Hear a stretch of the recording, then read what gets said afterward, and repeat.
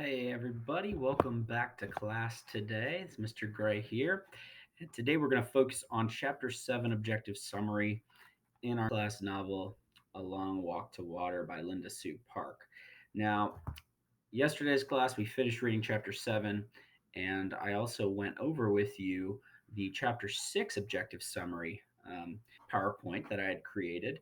So today we're going to read, create, and write. And we're going to read the signpost slides and identify signposts for each of our main characters, Naya and Salva. We are going to create a picture storyboard slide of the central idea and important events.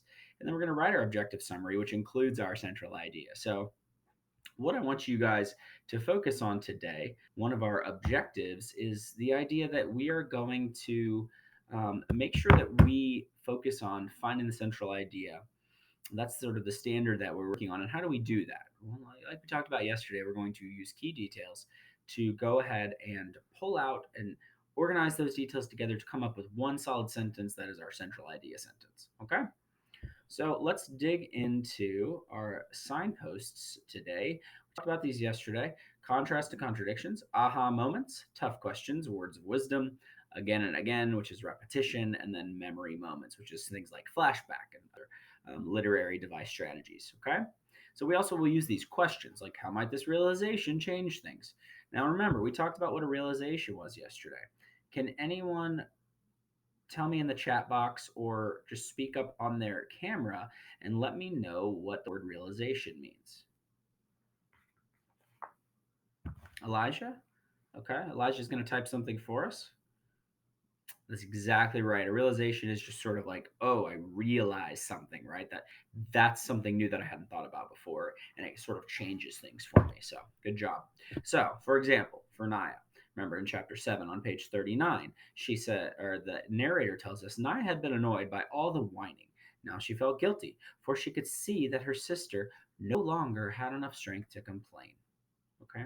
Now, why that is a contrast and a contradiction? Remember, contrast, guys, we talked about this yesterday, means that it's an opposite, right? It's contrasting it. And then contradiction is like you contradict yourself, which means that you sort of say one thing and then you do another, okay?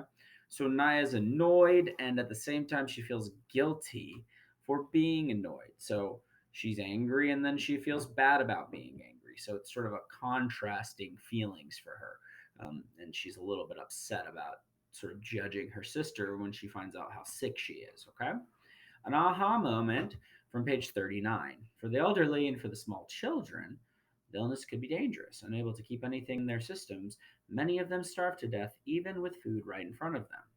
Okay, now that's just something that Naya finally realized, was that, hey, my sister could be in real trouble here, right? A tough question on page 40. Should they let her rest or let Uncle take her to camp? Will she make it? Will she live?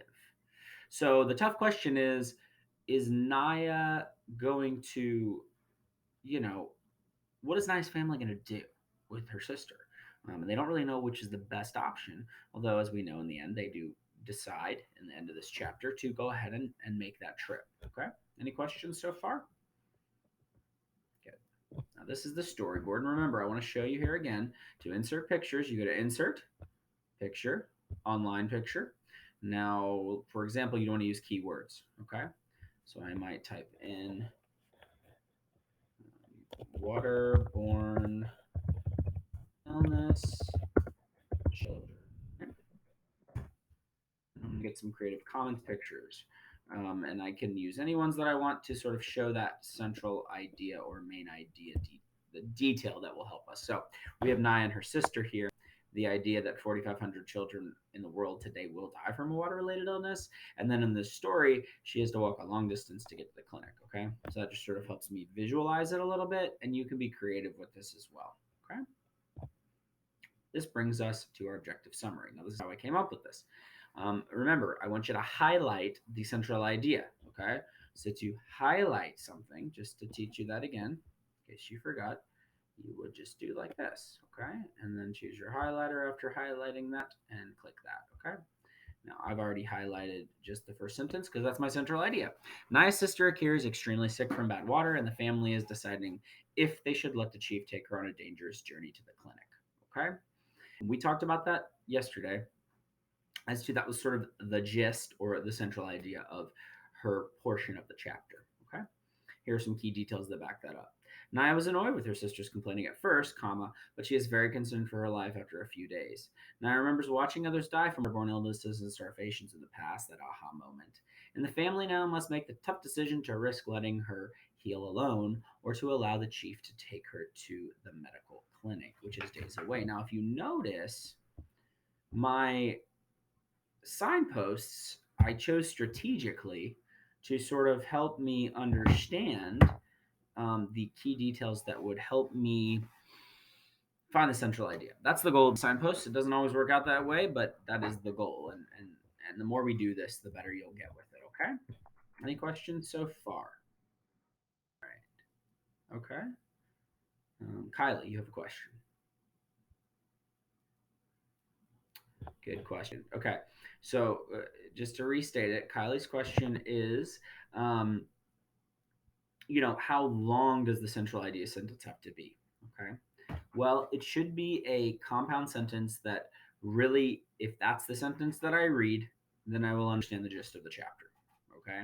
The other stuff below it backs it up. Does that make sense? Okay. So to meet our objective here, to meet our goal of finding the central idea of our text, that is what we would do. Okay. All right, guys. So what I want us to do now is to go ahead and look at Salva. So with a partner, or some of you you'll all be working in partners in little breakout rooms. Okay, I'm going to have you go from pages 39 to page 44 in chapter 7 and reread and do some finding of and at least three is the expectation of these signposts. Okay, you can do more if you have time, but at least three. Okay, so I'm going to pair up Sarah with Ariana. You two are going to go into a breakout room. Elijah, I would like you and Cohen, and I will type this out in the chat box to make sure everybody knows who they're supposed to be working with. Luther and Jaden, you're going to be working with me in a small group. Okay. And then I would also like Matthew, Blazin, Kylie, and Adeline to work in a small group together. Okay. Um, the rest of you are allowed to work independently or in a small group of your choosing. If you want to message a friend and say, hey, would you like to do this together or would you like to do it independent? Okay. All right. So, your goal today, you have about 30 minutes, is to fill out your signpost for Salva. Go back to the text. Okay. And you can use the design feature over here to change it however you want. Okay. On your PowerPoint. All right. And then once you do that, I would like you to fill out the storyboard. Okay. And then we're going to meet back together and do a little share out of what we found on those two slides. And then we will, for our formative assessment today, we're going to be writing our own objective summary with a central idea. Okay. We'll have two formative assessments. So you have two chances to show your understanding and your mastery of the standard. You'll have this one.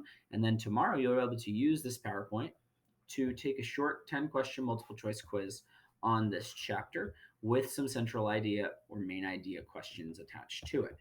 Now, please remember to use my example in my paragraph for Naya as sort of the model for what you want to do for Salva in his section of the story. Okay? All right, guys. So I'm going to pull Luther and Jaden with me right now. And the rest of you, I want you to get started and we'll meet back together in about 30 minutes. Let's go ahead and break out. Okay, so now I'm going to transition into the last 5 minutes of my video. I just want to go ahead and reiterate um, some points of this lesson for you. Okay, so the standard am focusing on with this lesson is LAFS 6RL12, which is the Florida standard for sixth grade for theme or central idea of a text and how it is conveyed through particular details, and to provide a summary of the text with distinct from personal opinions or judgments. Okay, and the way that I sort of scaffolded this is the obviously the I do or the I do is the teacher modeling, and I modeled this, and they all have this document that they are working on as well on their computers at home. Okay. And the way that I modeled this was just to go through and show them what the expectations were. And then the we do is the grouping. So I want to talk about how I grouped based on the data that you gave me to use. So I grouped Sarah with Ariana because Sarah has an IEP for reading and she is proficient, but Ariana is advanced from the data that I was given.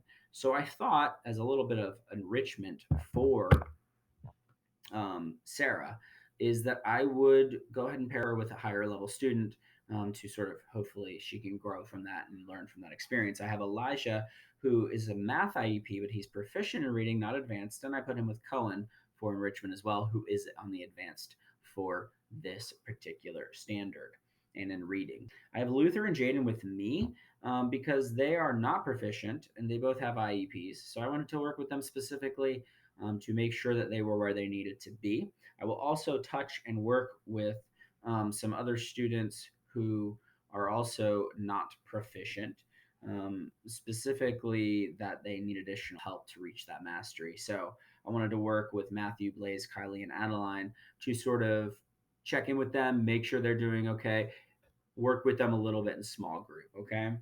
And then obviously I'll check in with all my other students with Josephine, Zavon, David, Mason, Gavin, Levi, and Alexis, who are, not all of them are advanced, but at the same time, and some of them are not proficient in this standard.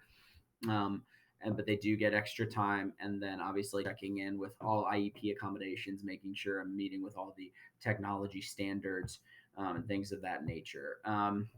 So I think the learning target for this, once again, is to make sure that we can pull those key details out to find central idea. And then I think that the activities are super engaging with opportunities for at least two formatives because I think kids like this type of stuff where they have some creative freedom. They're digging in, they're working with other students, and then I'm obviously here to facilitate that growth and that learning. Okay. So I just want to just sort of reiterate a few things on the fact that this assessment will use the text itself if they have a hard copy. They will use the digital text if they have the PDF that I've provided, or the audiobook if that is part of their accommodation, to make sure that assistive technology has been used. And then just to make sure that questioning piece is there to sort of reiterate that um, you know they're online, right? And I want to make sure that I'm engaged, that I'm excited to be here with them, that I am organized and clear of the expectations. I'm going to meet back with you in 30 minutes. I'm going to check in with this group and this group and this group and this student and this student. Then we're going to take our formative assessment to show your understanding. Obviously, there's going to be some students that will need that remediation, and we'll do that at the appropriate time. I just appreciate this opportunity to share a lesson with you. I created this lesson in PLC with another sixth grade teacher, and that's sort of what I do well, is that I love collaboration and I love PLCing with others to make sure that we are, creating lessons that are engaging, that are going to grab the student's attention. So thank you for this opportunity. My name is Josh Gray, and I look forward to hearing back from you.